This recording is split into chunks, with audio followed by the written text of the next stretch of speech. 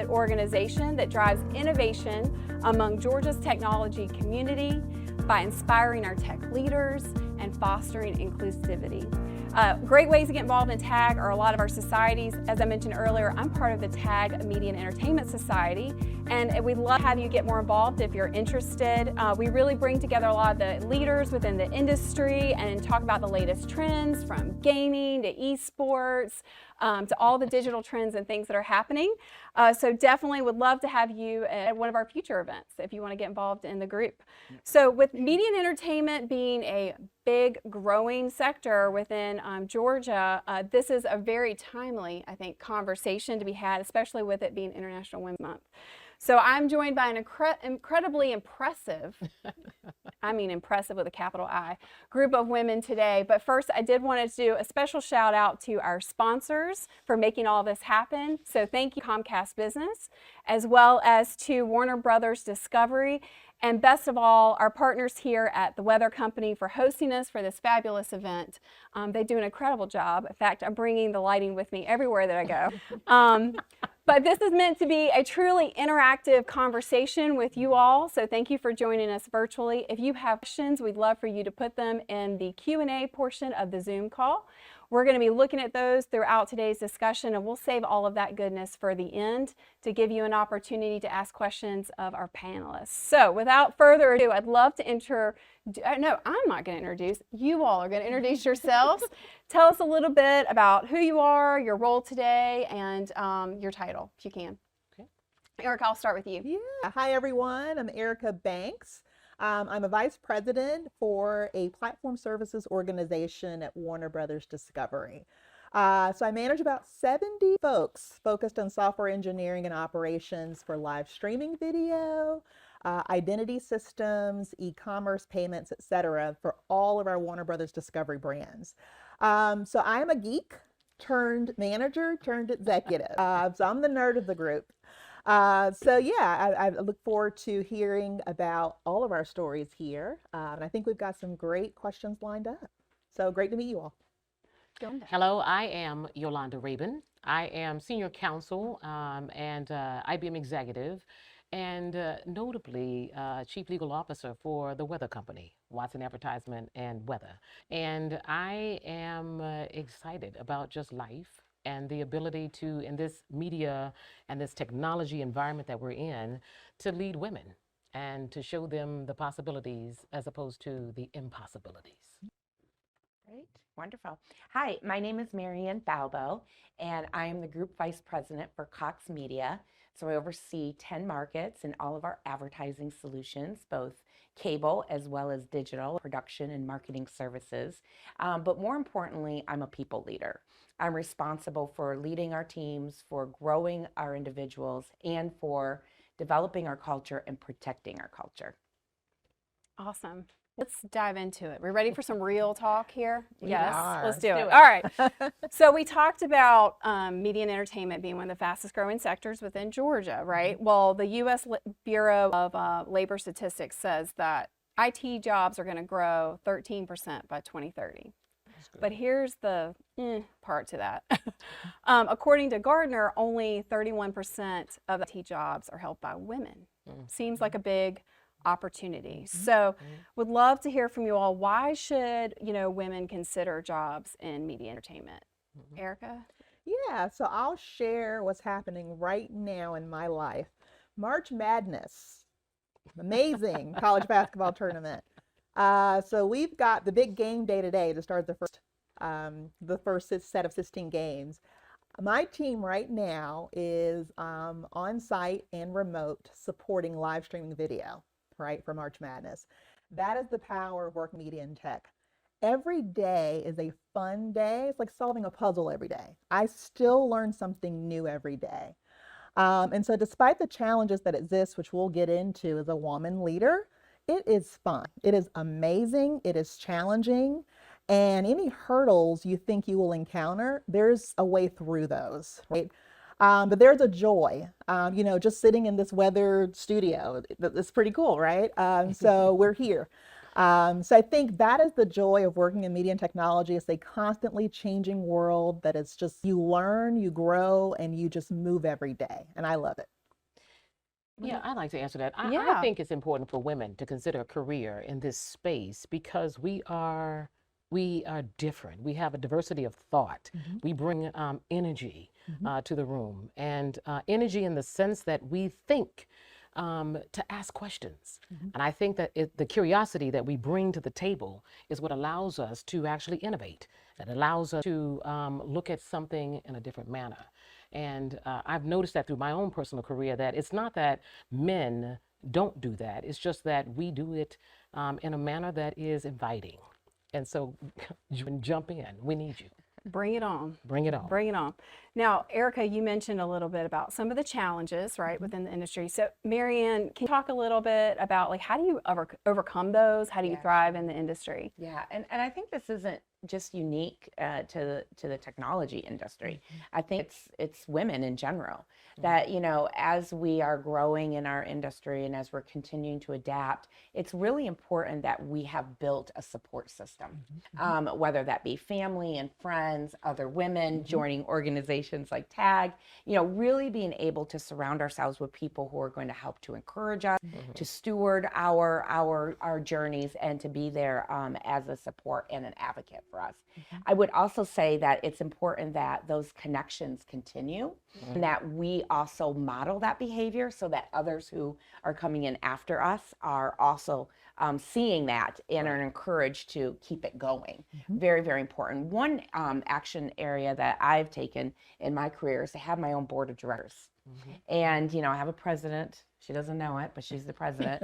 I have others on that board of directors, including men, that when I'm against a challenge or trying to make a decision about my career, I know who to go to be able to get some really tough love and good conversations, really being transparent and helping me with a gut check so that I can make a better decision, because we're not in this alone. We need to lean on others. We need to connect. And it's important that we recognize that. And I love what you're saying about like what you bring to the table and the unique perspective. And so when we think about, I mean, each one of you has such different career paths, which we'll definitely get into. But, you know, I love a good stat. And it did say that companies that are more gender diverse with women at the table outperform other companies by 48%. And when you think about, to your point, like what is it going to take to get that key, very successful women, the keys to that, which they notate, are more like, what is structure? You got to be in an environment that fosters it. You've got to have a really good support structure around you. That's true. I think it's funny your friend doesn't know that they're the president of your club. I'm thinking, what do I have to do to like lobby for that? But also you got to have the right skill set. So would love for each of you to kind of talk about what has your career path been like, and was really a defining moment that really either propelled your career or changed trajectory, over time. Yeah, I'll start. So I think my career path has been linear, but with lots of hurdles. So I graduated from Georgia Tech. I'm a nerd. I said that already. Started at IBM as an analyst and then became a programmer, came to Turner Broadcasting. And then when I hit management, that was my first hurdle. So doing and being an individual contributor is one thing. Your work has scope, it has definition, it has task. You start here and you finish here. When you become a leader, you are now responsible for people. And sometimes that means you're a counselor. Sometimes that means that you're like a coach. Sometimes that means you're helping picking them up when they're down. And so I remember coming into the job the first day I became a manager. And I said, this person trained me, that person helped onboard me, and this person has been here for 10 plus years, and now I'm managing them. And obviously you think, am I good enough for this? Do I have the right people leadership skills?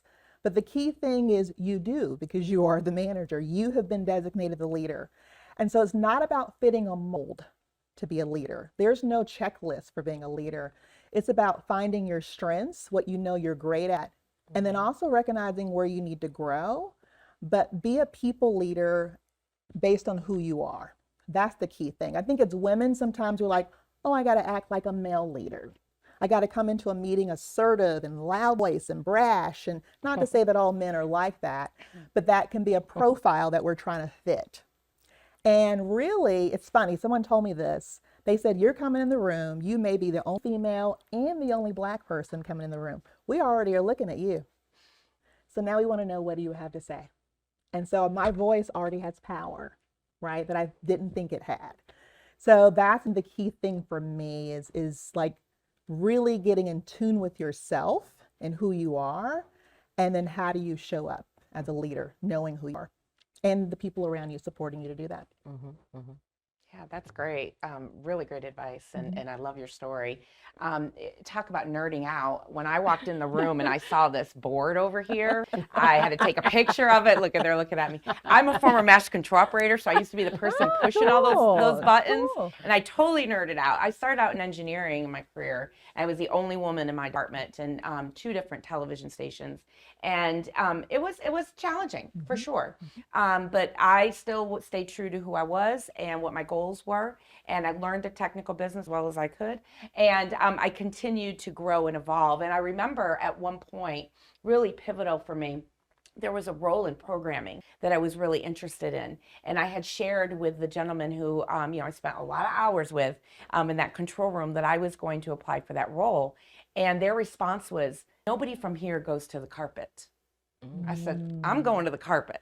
They're like, no, that's not how it works in this business. Wow. Like, you're lucky you're even here with and doing a technical job in this business. Why would you go there and you don't have a chance? So of course that just motivated me even more. So of course I had to prepare to go to the carpet and go from that individual contributor to a leader and a supervisor, and then continue to evolve. And in order to get ready for that, I really had to work on my leadership skills, had to work on my confidence, being authentic to myself, and also making those connections and making deposits with people across the entire organization so that I could learn, ask good questions, and then I could be prepared. And I'm happy to say I did go to the carpet and ended up actually in the corner office of that station. So it worked out well, but yes. And it's funny because I go back and all my folks from Master Control back in the day, they're all cheering for me. They're like, you did it. They're like, yeah, I made it to the carpet. I'm representing you all. You all can do it too. You're running the carpet now. Yeah. I think your authenticity starts with what you're passionate about.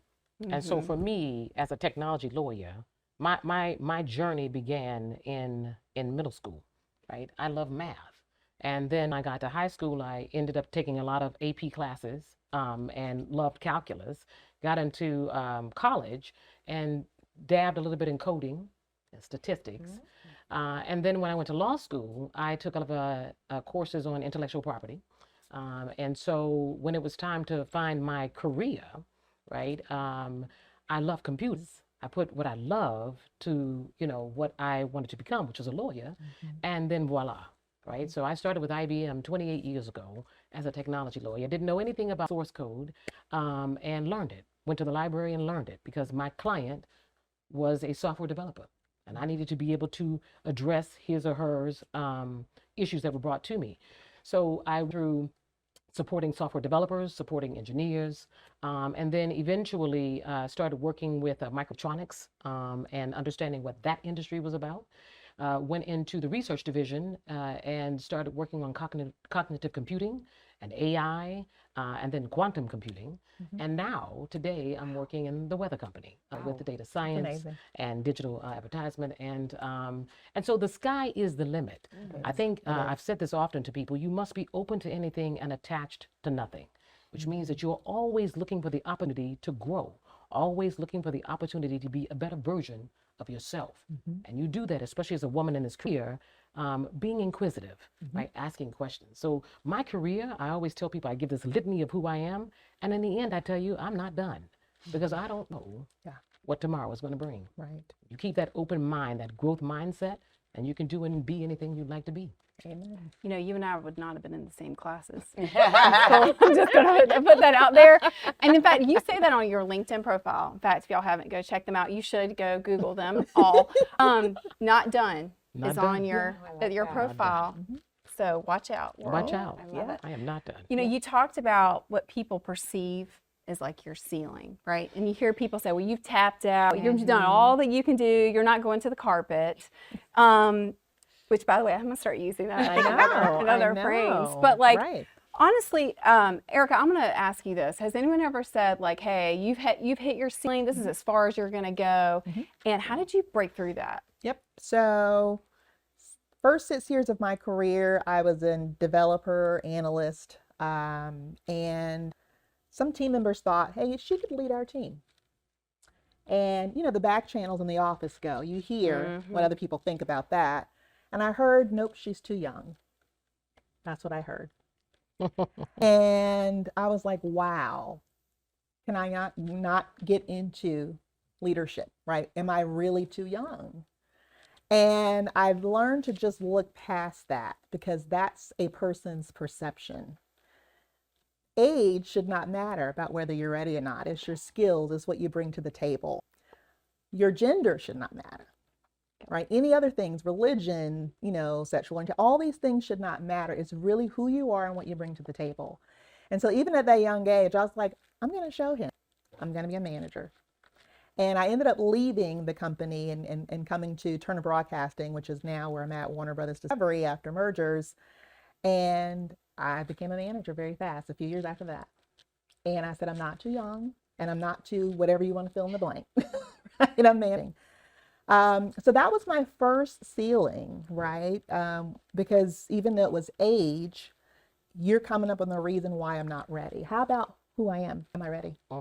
Let's just answer that, yes or no. Forget everything else, right? And so that was my first ceiling that I hit where I doubted myself. And I always runs back to that point of, okay, what else is it now that you want to put in front of me as the ceiling? Because I'm going to knock that out too. So, and like you said, use those to motivate you. Get on the carpet and even go beyond the carpet, right? And so that's my driver. My whole life I've been a nerd trying to like prove myself that I can do all these great things. What people say is their perception. Who you are always wins. Always wins. Always. It's all about being authentic, really, to yourself. I love how this like, not done, watch out, tell me you can't do it, I'm going to show you otherwise. How do you, Maryann, how do you instill that in other women when they think they've hit that ceiling? How do you show them that like, oh no, like, the world is endless, right? Yeah, absolutely. It's about instilling that confidence in others by really helping them to realize what their strengths are. You know, we have so much feedback on where you need to improve. You know, what you don't have yet. And I like to just flip it around and say what you do have and how can you make that even better. So, you know, as I'm mentoring folks, which is my passion is mentoring folks, and they're talking about, I really want to move in this direction. I say, go look at the job description and put it into 3 buckets. You know, first is, okay, I'm really good at this, no brainer. Second is, I know a little bit. And then the last part is, I have no clue. Right? And then I say, pick 2 out of the no clue and 2 out of the get better. And let's just get good enough. Let's get you some exposure, have a couple conversations, get through that. But pick 3 or 4 out of the box where you're really good already, and let's make you even better. And that will overshadow all the areas that people were telling you that you're not good enough for, or you don't have that experience. And I instill that confidence in people, and then they stand up there and they're able to say, you know what, I'm really good at this. This I have to do enough, but this I'm really good at. And I will tell you it works every time. Well, you every know, time. I often tell young folks, if better is possible, good is not enough. And too often I feel that people are just going by being okay with being mediocre. We're settling. Right? Going, you know, forward with, I'll just do enough just to be seen or to just get a paycheck. And if your purpose in life is just to get the paycheck, well, then I'm going to tell you right now, you need to stop, right? You need to reassess because our life is so much bigger than getting this paycheck. We must start living really through our purpose, through the reason why we are here, and especially as women, because again, we're powerful. The world didn't just start with one individual, one man, right? There was a woman that was brought into the picture. There is a reason for us, a purpose for us. And so live in that purpose. And then you'll see, honestly, how it can make a total difference in the world. not just in the industry, but in the world. Yolanda, you're a great example of that. I mean, learning from a young age that you were good at math, Right. and you really enjoyed it, right? And then you have built an amazing career and sitting here today because somebody or internally you said, I'm good at this and I'm going to continue to be better. Right. And that is inspiration for all of us, is to find your strengths and to continue to build up from them. So perfect example. Yeah. Of that. I was good at talking. The report card always says, Maryann is always talking. I actually That was made a me career too, out though. of that. Right. That's why I became a lawyer. Yeah, I'm not going up against you. My name used to be Motor Mouth. There you go. So this is like a trick question, but I'm gonna throw it out there. Is there power in being a female leader? Absolutely. Absolutely, yes. Right, Yes. right. Yes. Yeah, I can start like you said, Yolanda, we have a knack and nurture for things. Not exclusive to us, but we are really good at them. Like we like to plan and see and understand, and that curiosity that you reference, right? I am super organized. If we're going to do a software deployment, I want to know the details, what's going on, who's doing what are the risks, and what happens if things go wrong, right? And so it's that foresight, that insight that we're always looking to why, right? I think also we bring a nurture and care, again, not exclusive to us, but our natural roles in the world is to care and to contribute and to support and to uplift. And so we bring that into the workplace, right? I've had someone come in and had a personal tragedy and they're like, oh, I got to stay here work. And I said, who told you that? Go home Exactly. and come back tomorrow. I've had someone tell me, you are the best leader I've had. I said, why? Because you trust me and you care. And so those instinctual characteristics, again, not exclusive to women, but we bring something extra to it. Well, how do you then amplify that, right? So knowing that, yes, we all agree 100%, amen on all that, but how are you then taking that and bringing that through other women and showing them there is power in being a leader? How are you empowering them to take on some of those roles? Yeah, I was actually just in a session last week, and this was shared with me, and it's such an impact on me, that when you're the only woman in the room, all eyes are on you. When there's two women in the room, all eyes are on the both of you to see who's going to posture, okay? When there's multiple women in the room, you start to blend in. So what do we do as women when we're in that room? We amplify others. We bring those voices to the table. One thing I like to do for other women, and I just recently asked a man on my team to do this for me, was when, I bring up an idea. I know this has never happened to any of you. You bring up an idea, and then 10 minutes later, a man brings up the idea, and I'm like, that's fantastic. I'm like, so that never has happened, right? Never. So what we can do as women, and then find the men who are your peers and your advocates, is to amplify that idea that you shared from earlier.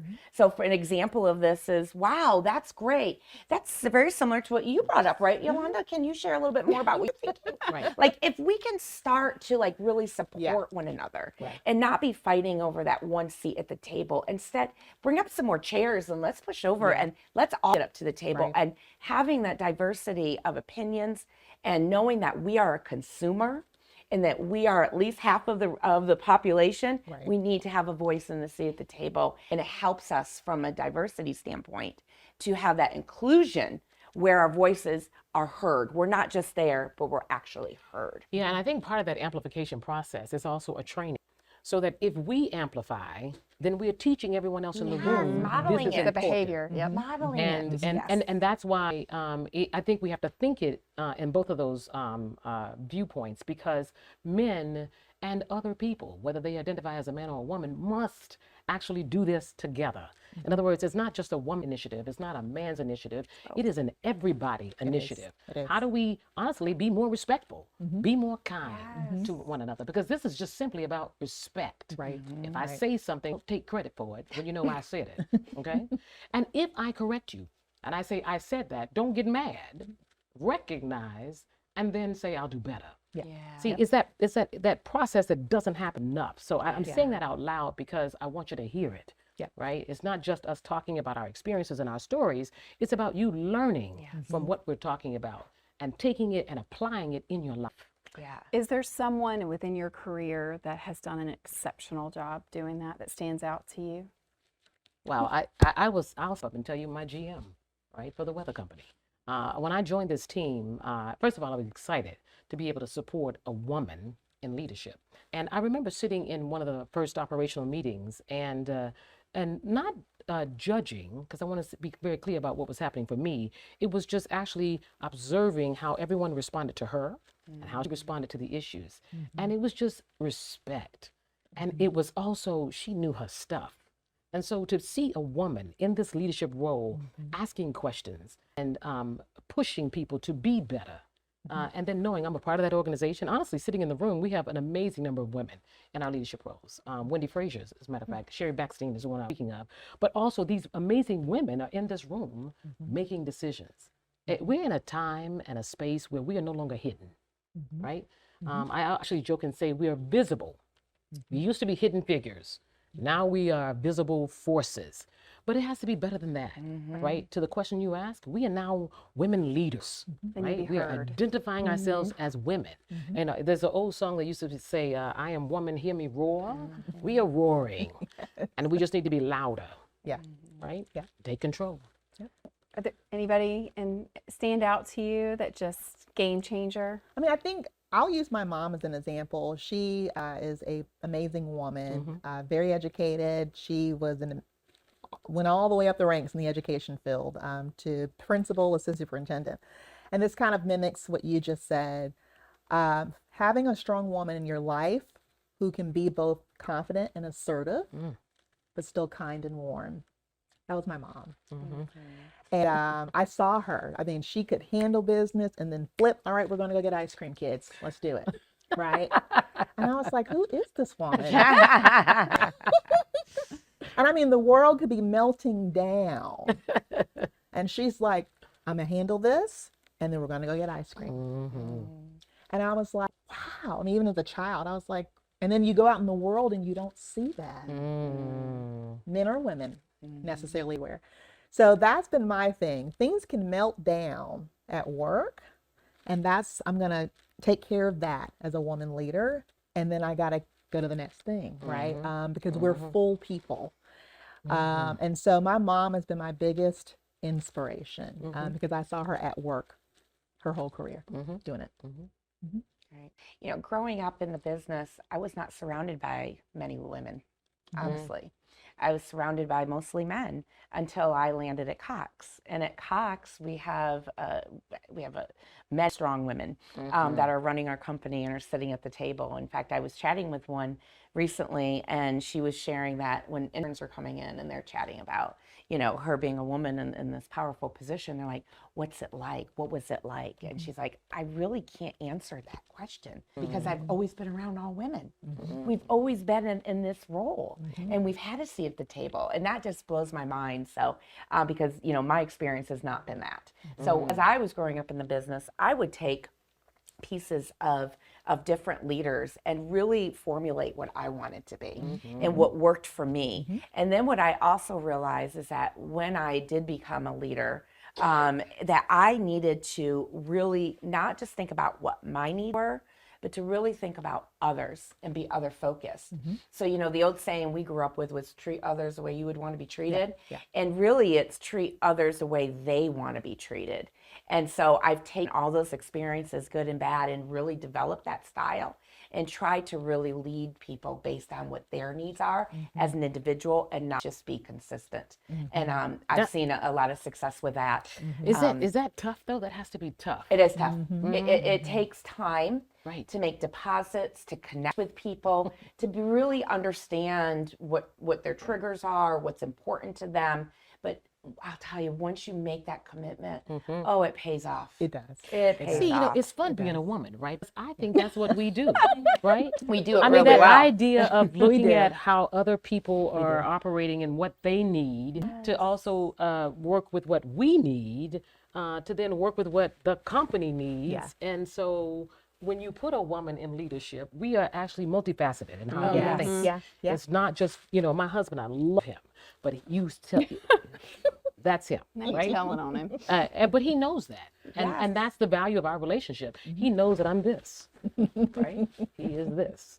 But when we come together, oh, the magic. Yeah. Yeah. And that's the concept I think that we're trying to push in this, Women's Month, International Women's Day. Right. It's the idea that you need us. Yes. Use us. I love the example you talked about your mom. My mom was my first scientist, right? I didn't even know we could go in that field, right? And our GC at IBM is a woman, right? And so there is leadership at the top all around. And I think as women, we just need to look for us. Yes. Because we're there. Yes. And even as women, you asked the question about how do you amplify? We need to look for those people who are budding, who want that. Yes. Right? And encourage them. You ask another question, how do we help that? Well, we just show up, right? We do things like this. And share stories. So Model. how do we Share show up stories. with a posse, Yolanda? How do you show up with a posse? Like we'll talk about if you're going to be successful in the business, right? You got to deliver Oh, yes. 100%. Oh, You need to yes. be in a culture that appreciates it Oh, yes. and encourages it. Yes. But you got to have a pretty strong You have to have a network. posse. Let me tell you, Maryann said Who's something. in your posse, by the But way? so, and I have a posse. Okay. Let's be clear. Okay. She said something that's beautiful, and I want to amplify it. She said you have to have a board of directors, and I agree with that 1,000% because I have a board of directors, and who is on your board matters. So I always tell people you need to have someone who is for what you are for, who is for what you are against, who is your confidant, who only knows you and is for you and no one else. Now, and I should be very clear, you probably only have 1 or 2 confidants in your life, right? It could be your mom, it could be your mate, but one confidant, right? You must have a coach. That's someone who is going to actually give you ability to solve for your own self what it is that you need to figure out what to do in your career. You need a mentor. That's someone who's going to tell you everything they've done. Yes. Right? Yes. And maybe guide you on your way. And then, and I say this very seriously, you need a naysayer. That is someone who does not believe in you, Who goes again? Yeah. who is actually against everything you are about. Keeps it real. It keeps it real, but they don't believe you. You must listen to that voice. This is almost what Maryann was talking about before, understanding what people want. You must listen to that voice because that voice is teaching you what the world is doing Exactly. so that you can plan. Yeah. And you can prepare. Exactly. You can be ready Perception. for what Yep. supposedly blindsides you. Nothing should blindside you. And that comes all together with that network that you create. And it changes. Oh, let me be Yes. very clear. It changes. Yes, it does. So that in the first part of your career, it could be these set of folks.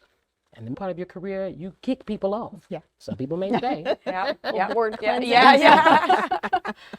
but it continues all through your life. It does. And like you said, some of them don't even know they're on the board, I don't even know. much less have a leadership role on the board. It may be Well, good they that's don't know they're on actually- the it's good. board. Yeah. I was It's going to ask very that. Is it good that they know that they're not on the board? Should they know they're on the board? Some it's a will combo. know. Some Yeah, will some know. know. It's a mix. But your Yeah, a good naysayer mix, a might good not mix. know that they're on your board. Yeah. Yeah. And how often are you tapping the board? When Oh. needed. When you need to make a decision. Yeah. And I think, and here's the deal, when you make the decision, it is your decision to make. Yes. The mistake we make is we tell the board we need help and then you let the board decide. The board is basically wise counsel. They are there to actually give you advice. Free and- legal advice. Yes. Yes. Free legal advice. Yes. That's right. Yeah. And there are all types of people, right? Because Yeah. you have a technologist, perhaps a lawyer, a psychologist. You have all kinds of folks on the board Yeah. because they inform you. And that's just true for anybody, I think, in life. Yeah. We walk around saying, I don't know what to do. Well, who is in your Who network? can you talk to? Who can you talk to? And stop talking to the exact same people, right? Because the world will tell you that you cannot do what you are destined Right. to do or become. Right. And so you must ask yourself, who are you? Exactly. Who told you that you couldn't do and be who you were going to be? To your point Also, earlier. it's like Erica saying, you're not going to be a manager. So Right. watch No, me. no. Who said that? Did they Right. wake you up in the morning and just check it? Right. And if they did not,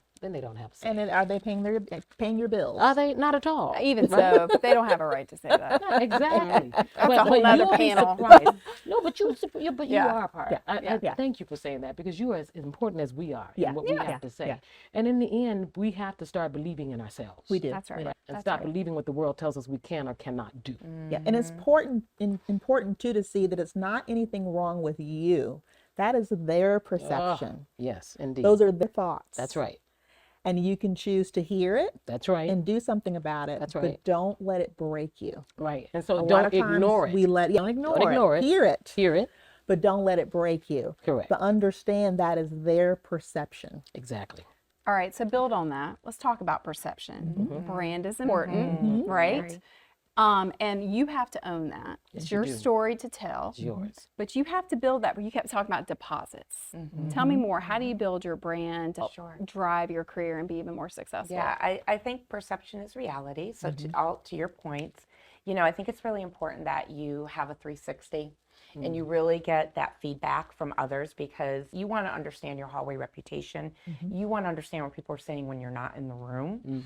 And then you need to take control of that and decide what you want your brand to be. I've even worked on a brand statement with a coach before, and every word was thought through and was just, really articulated well and eloquently of what I wanted to be known for.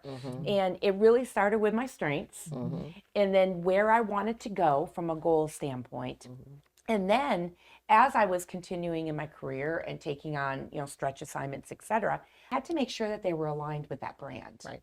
Because you can't do everything. So for example, digital is very important to me. I got into the digital advertising realm very early in my career, and have been a digital sales manager and worked my way up and wanted to really continue down that road, knowing that's a growth area. So when the organization came to me and said, hey, we'd love for you to be on the comp team, I was like, I need to be doing compensation. Okay, you probably don't want me there. I have to do it now in my new role, but you don't want me there. But when there was a digital opportunity, I raised my hand and said, I want to be on that team. I want to be part of that. I want to be engaged in that area. And I want to contribute for the betterment of the organization. And that helped to build my brand as a digital leader within the organization. So again, thinking about what your goals are, what the perception of you is, what you want your brand to be based on your strengths and your goals, and then really using that litmus test to make sure that you're aligned with your action items, because you can't do everything. So do the things that you're really good at and what you're interested in, and do them very, very well. In fact, better than others, I would say. So brand, your board, the B's. The B's. Got to get one more B. 3 B's. I don't know if I can swing that. But Beauty. beauty. Well, Oh, there you go. That is a given. Yes. But let's, so we're talking about all the things, right? Like check, check, check, right? We're aligning ourselves. There's opportunity in the industry. It's not linear. It can be unconventional all over. Be open to opportunities. Watch out. Prove to the world you got this. Yep. But that all amounts to eventually becoming a leader within the industry. So I would love to talk a little bit about leadership style, because we talk a lot about authenticity, and everybody's very unique in that. So Erica, tell me a little bit, what's your leadership style? You mentioned it earlier, that caring approach, and and how do you help really seize opportunities or overcome challenges because of that leadership style? So I am a servant leader. I am one of the team. I'll give you a perfect example. I'm a vice president by title. I do not have an office with a glass door. I never did want one, because I literally sit with the team. And that's because I've grown up in the ranks and been where they are. And I want to be present and be there. I don't want to be this leader in the sky who kind of comes down, hey, I heard something's going wrong. What's happening, right? I want to be there and be present. So to me, it's so important for me to know the team, work with the team every day so that I can advocate. My goal as a leader is to make sure I leave things in a better place than I got them. Right? And not to say that I got them bad. I may have got them in a great place, but I want to make the world a better place, right? And so when I leave that role or that org or that team, they're like, wow, we're in a much better place, right? Awesome. And so to do that, I am part of the team, right? And so it goes back to candid conversation. I mean, I have conversations with people and want to just say it. What's wrong? What's happening? Just say it. Come out with it. Because we can either sit here and walk on shells and drive ourselves crazy working around what the world has to present us, or we're going to deal with it. And so that's really my spirit as a leader. I'm with the team. I'm advocating for you. We're also going to grow together. But I'm here. I'm with you. That's awesome. Yeah. I do want to do a quick check on time. because I will tell you, we've got an awesome team over here that's feeding us questions that you all are submitting. So if you haven't gotten your question in yet, please do so, because I'm going to ask one more of the panelists before we jump to Q&A from our audience. So get those in now. But we talk a lot about career, and you bring so much more to your career than just work, right? And so I want to talk a little bit about what fuels you, what inspires you, what are your passion projects, because truly that rounds you out as an individual, and also what you bring to your career, right? It builds on that brand and that authenticity. So in no particular order, I would love to hear, like, what are you what's your love language? What motivates you? I'm going to start with you. You're going to start with me? I am, because I'm fascinated, because you all have such a different. You threw me when you asked me my love language. Well, we can do that too, but Jewelry. Well, I know my love. Jewelry. I know mine. No. what fuels you? What's your passion? So honestly, Other than what legal. fuels me, that's a good question, other than legal. What fuels me is life. I get to wake up every day and share every single gift I've been blessed with, every single talent, and I have been given a lot. I have a strong interest in the entertainment field. I am an international recording artist, and I actually vote on the Grammys. So I have a significant interest in the industry. And I also, I love to speak. So I am also a motivational speaker. I am also a professional actor. And so I'm a part of the Actors Equity Association. And so I perform throughout the world, honestly, on stage. It's amazing. As much as I am a technology lawyer. And I'm a mother and a wife. And I am, like I said, not done. And I do have an interest, especially in young women, in showing them that they can do and be anything they want to be. So that one of my passion projects is with Black Girls Code. Yep. I'm actually a sponsor of Black Girls Code, and that came from my leadership a couple of years ago when I was given the opportunity to really see how we can enhance this pipeline. Right, this need women to be more in this STEM field. And we said, let's not start just with, the people who are graduating and getting ready to come into the workplace. Let's start at the beginning, where my love, for example, for math started. And in this relationship, we have been able to, create technology workshops, introduce these ladies to machine learning, to cloud computing. And most importantly, we did this competition where the ladies had to create their own project using IBM technology to solve a world problem. And the team of women who won the very first year, one of the young women said, when I grow up, I want to be a lawyer. And I felt my job is done. My job is done. Because it's not just being the engineer. It's not just being the data scientist or whatever else. It's using all of those gifts. She was coding. And I want to be a lawyer. And so be all that you can possibly be. What fuels me? Life. Love it. I love it. What about for you, Maryann? Well, early in my career, I had a very specific goal of a role that I was working towards. And that was to be a general manager of a TV station. Everybody told me that wouldn't happen. And I thought, well, maybe right before I retire, somebody will give me a chance, because only 12% of general managers in the country are women. And when I met that goal at the age of 42, I realized there's something more. And that's when I really started working on my purpose. It wasn't about a title. It wasn't about money. It wasn't about the office. It was bigger than that. And when I figured that out and did a lot of soul searching, I realized that my purpose really was to break the cycle for women and to help to show them by modeling the behavior, by modeling the success, and by giving back, to share with others that you can do this. Don't let anybody tell you you can't. That's right. You have to find what you're good at. You have to find people to help you, to advocate for you. You have to put in the work. And honestly, the role, the job, the day-to-day tactics, all that's table stakes. Yeah, you got to be really good at your job. That's like check the box. It's what else. And that fuels me. I'm on the board of Big Brother, Big Sister. I have many, many mentees that are watching today. Hi, everybody. I love that. I actually just shared with the CEO of our company recently. We were standing up in this diversity seminar, and we had to introduce ourselves and what we love. And I said, yeah, I know I'm responsible for all of these metrics and driving the business, but what I really love is mentoring. If I could just do that full time, he's like, you're responsible for this entire part of the business. I'm like, oh yeah, that too, because that's really what fuels me. Yes. And as I model that behavior for others, and for my daughter, and for my family, and for those that are around me, and being a part of organizations like this, and being able to share my insight, so hopefully it'll help you get ahead. That's really what fuels me. That gives me hope. And that, I hope, is my legacy. Yeah. That's awesome.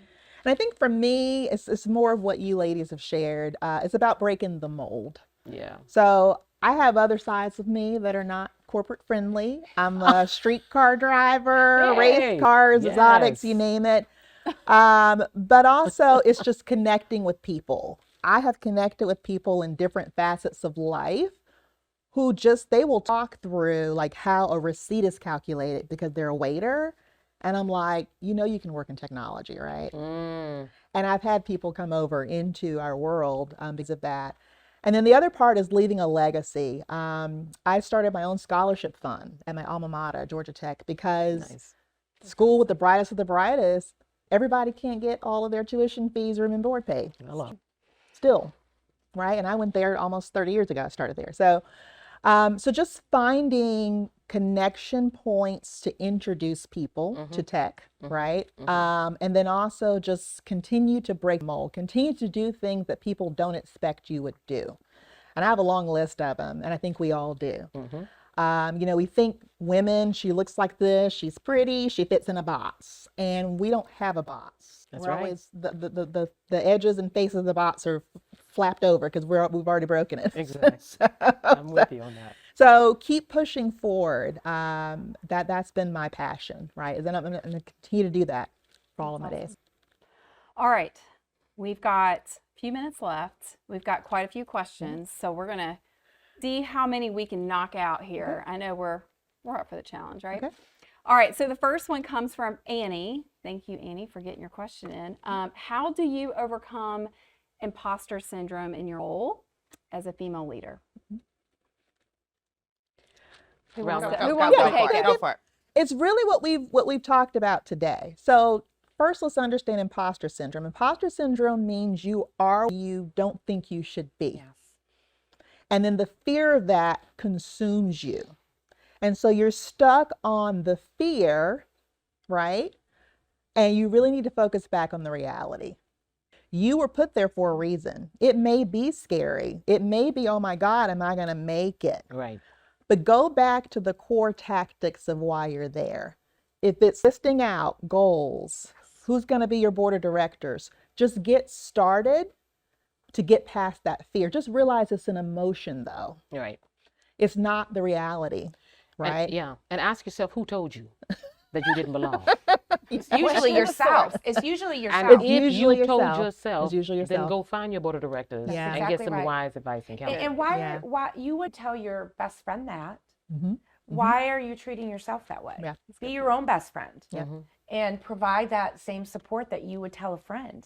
I mean, we're so tough on ourselves. We are. Women self-deprecate because we have all these things coming against us, and it just beats us down in the mud. And so I can help with the next question that Brennan asked. That's the biggest challenge that we have, right? We will actually annihilate an opportunity before the opportunity even says that, this is not for you. So we The have question asked was, what's the biggest Biggest challenge. challenge That facing is women it. in the industry? That is So Moved on. That is it. look, we got things to do today. So But that is that's it. it. That's That's it. That's it. everybody That's agrees. it. That's That's it. Everybody That's agrees. it. Let's Well, keep we need going. to change that. That's right. All right, next question. What advice do you have for women who are just starting off in the industry in this current job market? And thank you from Bianca. Shayla, sorry. I'm even messing up. And second part, what's the best path to growth? Because Shayla, Bianca, we're going to cover you on this question. Thank you, my team, who's keeping me honest. I over think here. Maryann said it earlier when she said, start investigating what it is that you really, really are good at. Those three buckets that she mentioned, and then hone in on that skill. Right? Go take the classes that you need, the courses that you need. Go talk to someone who's actually in that position that you want to be in. See if you can shadow them. But the best way to start is to be inquisitive, right? And then take action. Yeah, hone your skills. Like we shared earlier, it's table stakes. You've got to be the best at what you do. You do. So figure that out. Focus on that at first. Get really good at what you do, and then and in addition to that, making the connections. Yeah. And learning from others and ask good questions. And don't just think that it's this path because that's what you see your boss or your supervisor on. Right. You might miss a lot that's around the corner if you're only focused straight ahead. Keep your options open and look at the entire horizon. You never know where this business is going to take. There are roles that we'll see in 10 years that we don't even know what they are today. Exactly. Okay? Be open. Right. That's a good segue to the next question from Jennifer. How do you know if a lateral move is the right move? I feel like y'all are this up. Yeah, we weren't. We really weren't. I know. Yeah, lateral or not lateral? Yeah, I've made a lateral move very early in my career because I knew it was the right thing at the time. I was newly married. We had just bought our first house. I had an opportunity to go to another company. I knew I needed that experience, and it was $10,000 more than what I was making today. And we're like, how are we going to afford the mortgage? We figured it out, okay? And I made that investment. My husband supported me, and I did that for 3 years. And then my next role, I doubled my salary. Sometimes you've got to make that lateral move, not just to learn the business, not just to hone your craft, but also to make those connections and to build your brand in the marketplace. So you got to think, what are the benefits of this? And if they outweigh just the title or the money, you got to consider it. It worked for me. Right. Yeah. Ladies, Agreed. have you ever done Agreed. that? Yeah. Agreed. I think it's about the challenge, right? So we get hung up on pay, and it's really about every move you make is a step in your career, right? And they may not, like you said, be a linear step-by-step path, right? It may be a little wiggling, it may be a little this, right? But really about, is that your next move based on where you need to go, right? Don't just worry about the facts of the situation, but like, is it the right move for you at that time? And even if it's not where you need to go, understand that sometimes lateral moves are designed to give you an opportunity to learn. This world is about who we are connected to, right? So I always say part of my purpose is to connect people to their next. Well, sometimes connecting to your next is the people that you meet. Right. And in that lateral move, you might need to meet someone who you're going to need when you move up. Yep. That's exactly And so right. in that waiting period, I like to call it, when you're doing that lateral move sometimes, understand that you should keep your eyes open and understand who it is that you need to meet with and what you need to learn that you're going to take with you when you start moving up. It prepares you. That is correct. And so to my example earlier, when I took all these lateral moves, it made me kind of a jack of all trades. That's right. And when I was up against those that went the traditional route, the linear route, sales or news, Right. and then Maryann Jacqueline of all trades, I actually was able to have a more competitive advantage over them because they only had that linear experience. Exactly. And I could do a little bit of everything. Right. That's what helped me to achieve what I thought was my BHAG, Right. my big, hairy, audacious goal at 42. And I'm like, it's not big enough. Okay, I screwed up. Okay, but that's the advantage that I had because I took those risks. There's value in that, 100%. All right. Annie's got another question for us, and this may be, I think, our last one for today. But I know this was yesterday for many of you, but what advice would you give to your 25-year-old self in hindsight as a young female entering this industry? I would say be that go-to person, right? Find out what your superpower is and amplify it to the point that people come to you for their answer, for their thing. And that goes to this question we had on that lateral move. I learned so much in those lateral moments that today I'm the woman who you come to find all your answers. And people will ask me, how do you know that? Well, it doesn't matter. And you give the answer. And that's the point. As a younger person, now that I, am a bit older, distinguished and fine and tuned. Okay, anyway, you want to be open to anything, attached to nothing. That's a band. That's a title. That you said earlier. That is the money. And we should talk money. Don't forget about money. But don't be attached to it so much that that identifies who you are. Right. That's not your value. Your value goes to your purpose. Yeah. And why you're here on this earth.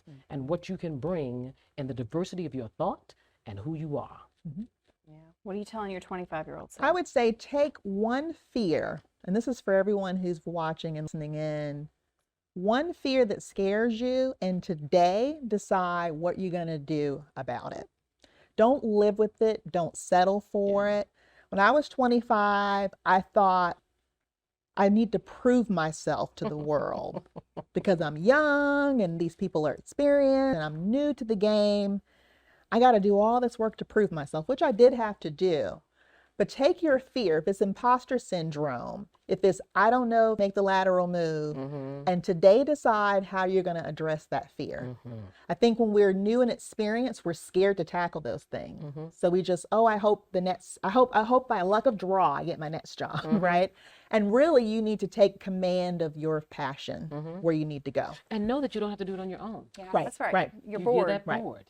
Right, exactly. You don't have to do it on your own. Exactly. So to my 25-year-old self, I would say very similar to I would say to a 25-year-old friend. Right. You did good. Okay, you Hey. did good. Yes. You took calculated risks. Yes. And at the time, they were really scary. And I can think of one of where I packed up and got on an airplane and went and got an interview at a station where the guy wouldn't even return my phone call or take my FedEx.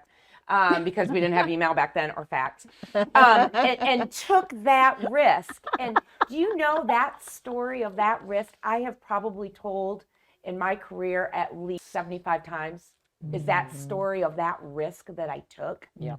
And if it hadn't worked out, I'd probably still be telling the story that many times right. because I learned something from it. That's right.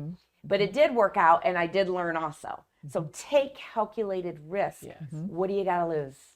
Nothing. You'll either Nothing. succeed or you'll You'll learn from it. Yes. And you'll use it in an interview question the rest of your life.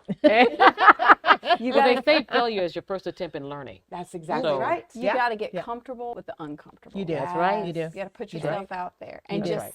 go get it because you're That's not right. done. Good. You do. Hello. You're Yeah. not done. That's right. Yeah. Great insights from everybody. Thank you. Thank This you. was Thank you. fun. Next time, let's do it over cocktails. Yes. But so appreciate you guys for joining us. Sorry we did not get to all of the questions. I would highly encourage you all to check them out on LinkedIn. Y'all are open to getting some pings and questions on the sure. side Absolutely. For sure, for sure. Go build your board. But also thank you to our sponsors, Yes. Comcast Business and Warner Brothers Discovery. And special thank you to the team here. You all can't see them, but there's an amazing staff of people from the weather company who have been incredible, making us all look really good today. So we appreciate you all. And Nadia, thank you for feeding us questions. And Jessica and team from TAG. We'd love to see you at our next TAG Society meeting for media and entertainment. This is just the beginning to kick off the year. Nice. But appreciate you all joining us and hope to see you soon. Bye.